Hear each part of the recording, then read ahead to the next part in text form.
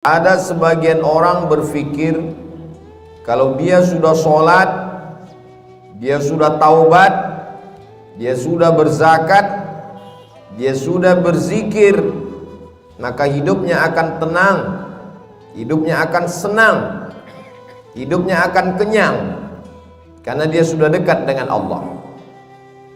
Tapi kemudian setelah dia berhijrah, bertaubat, zikir dan sholat, ternyata rezekinya tidak lancar. Lalu kemudian hidupnya penuh dengan kesulitan dan kesusahan.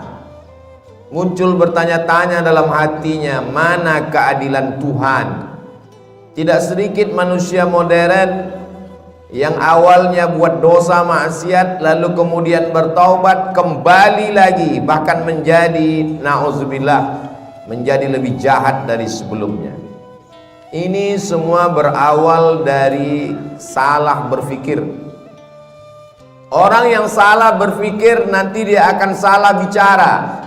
Setelah itu dia akan salah berbuat, salah bertindak, salah beramal. Maka dalam Islam kita diajarkan untuk benar dalam berpikir.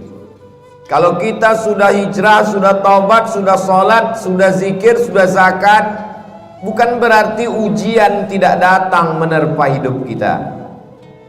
Faksusil qasasa, sebutkanlah kisah-kisah para nabi itu.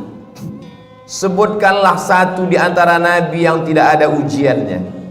Cerita tentang penyakit, tidak ada penyakit yang lebih dahsyat daripada penyakit yang dialami oleh Nabi Ayyub alaihissalam.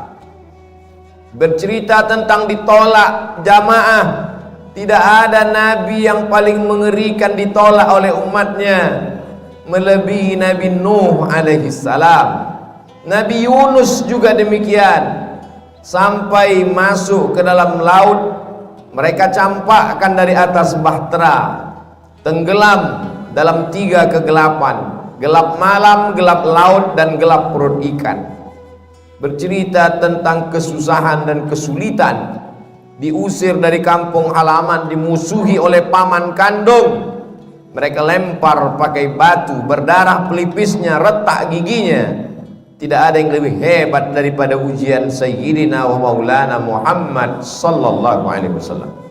Jadi kalau ada orang berpikir kalau kita sudah soleh, sudah baik, hidup ini tidak ada ujiannya, dia sudah salah berpikir. Sholatnya benar, zakatnya benar, puasanya benar, berpikirnya salah. Kesalahan berpikir itu membuat orang akan berhenti sholat. Tetangga saya yang tidak sholat, tidak pernah ke masjid, badannya sehat, rezekinya lancar, semua berawal dari kesalahan berpikir.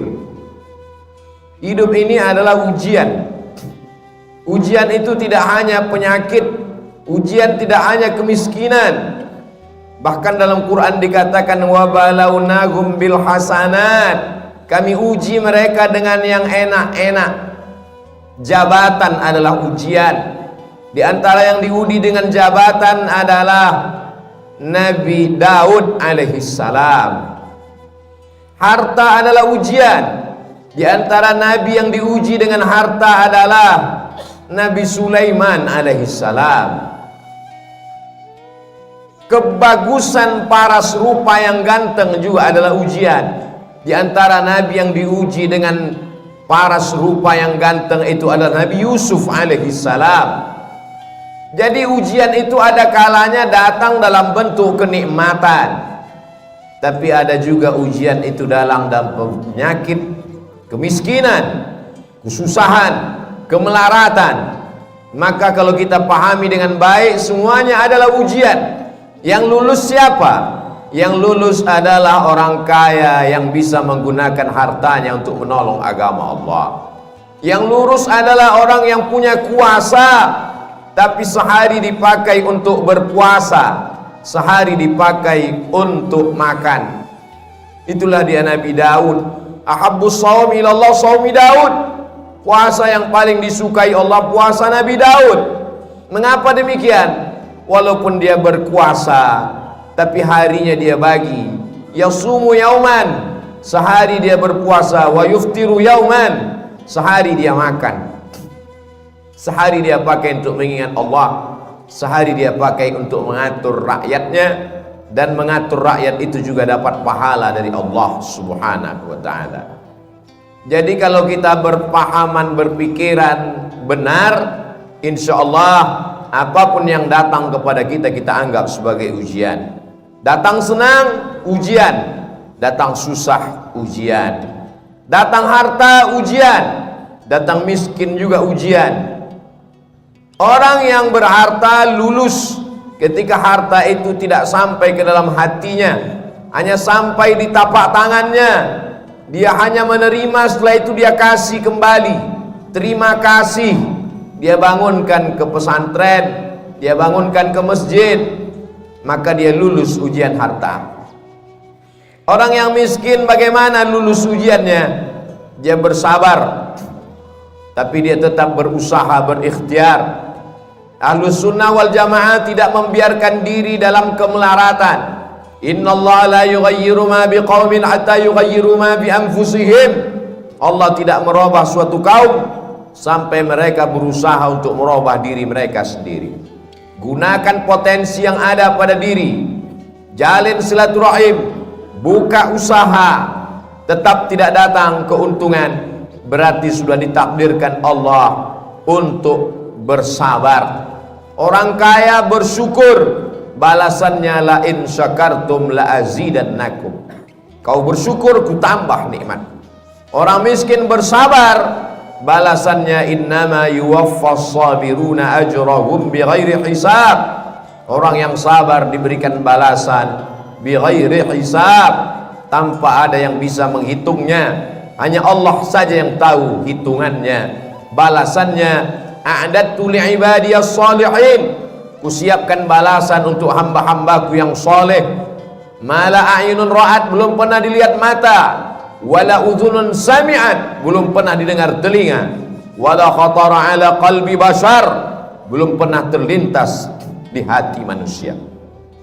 Kalau sudah benar pemahaman kita bahwa nabi-nabi, rasul-rasul yang dekat dengan Allah pun diuji dengan penyakit, diuji dengan musibah, diuji dengan berbagai macam ujian, dan ada di antara mereka yang diuji dengan kekuasaan, dengan harta, dengan paras rupa.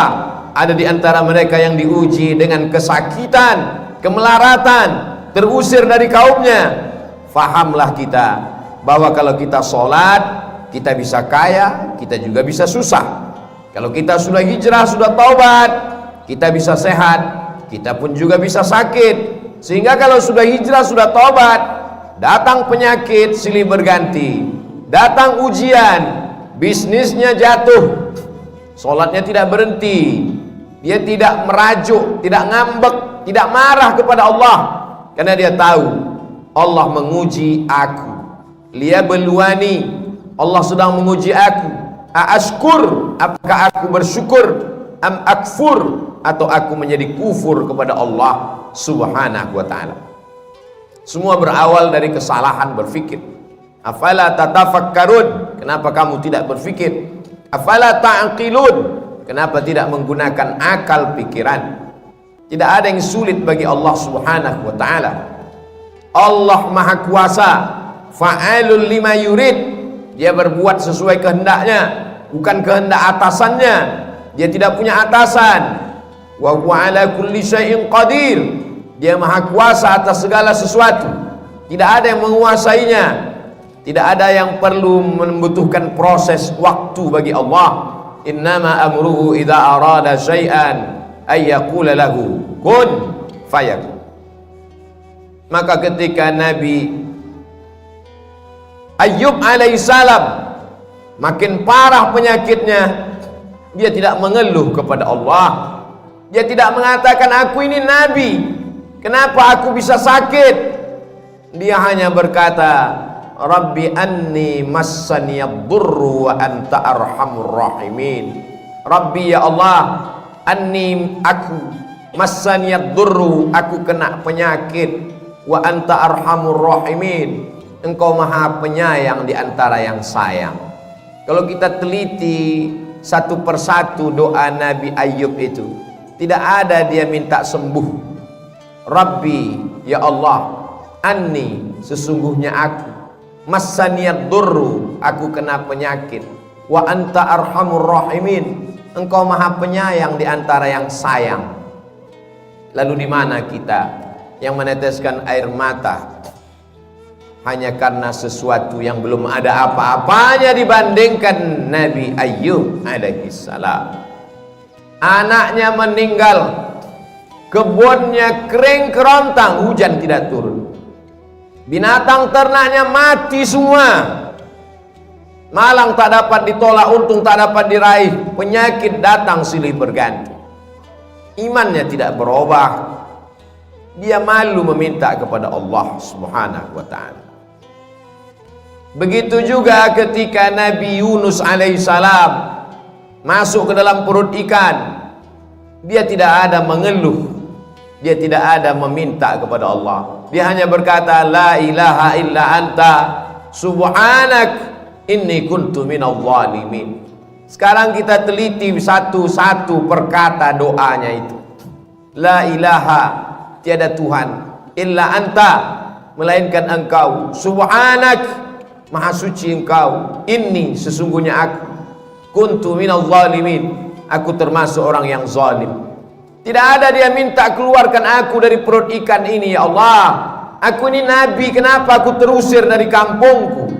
Mengapa aku ketika diundi di antara para penumpang kapal, kenapa namaku yang keluar sehingga aku yang terbuang? Kenapa aku ditelan ikan?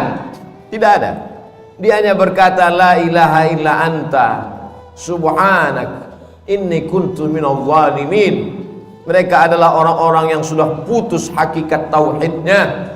Bagi mereka diikuti umat dengan tidak diikuti sama saja. Antara senang dengan lapar sama, karena yang memberikan kenyang juga dia, yang memberikan lapar juga dia. Hari ini begitu banyak orang yang berkata alhamdulillah ketika kenyang, lupa kepada Allah saat lapar. Atau ada juga terjadi sebaliknya, waktu lapar ingat Allah, setelah kenyang lupa kepada Allah. Yang kau minta saat kau susah, dia juga yang kau minta saat kau lapar.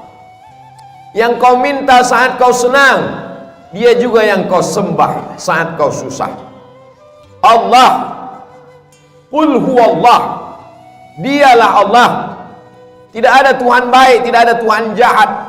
Seperti mereka yang mengatakan ada Tuhan yang baik, ada Tuhan yang jahat. Banyak sekali Tuhan-Tuhan yang disembah. Dalam Islam kita hanya meyakini la ilaha illallah, dialah yang maha baik. Kalau ada sesuatu yang tidak menyenangkan kita datang menimpa kita, menurut kita itu tidak baik, tapi menurut Allah itu baik. Hubungan kita dengan Allah dibangun dengan dua cara. Yang pertama husnuzan, kita sudah berusaha all out, mengerahkan segenap potensi diri, terjadi tidak sesuai dengan yang diinginkan, kita hanya mampu berhusnuzan kepada Allah. Berarti Allah punya rencana yang lebih baik, yang lebih indah daripada rencana kita. Puncak daripada hubungan pada Allah adalah ridha. Makanya sebelum matahari terbit, di awal hari kita sudah mengatakan raditu billahi rabba, aku ridha kepada engkau ya Allah. Apapun yang kau berikan kepada aku ridha. Kau berikan sehat, aku ridha. Kau berikan sakit, aku pun ridha, tapi tetap berusaha berobat. Kau berikan aku kaya, aku ridha. Kau berikan susah, aku tetap juga ridha, namun tetap berusaha, berikhtiar, membuka segala usaha.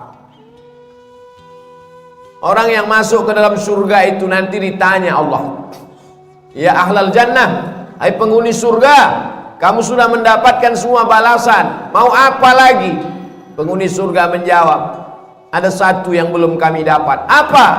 Ridhaka, kami belum dapat ridhamu. Yang lain kami sudah dapat. Kata Allah, yang dapat ridhaku cuma satu, orang yang ridha menerima takdir. Maka maqam yang paling tinggi adalah maqam ridha. Nabi Muhammad sampai ke maqam itu. Wala saufa yu'tika rabbuka fatarda. Allah memberikan apapun yang kau mau. Kenapa? Karena engkau ridha.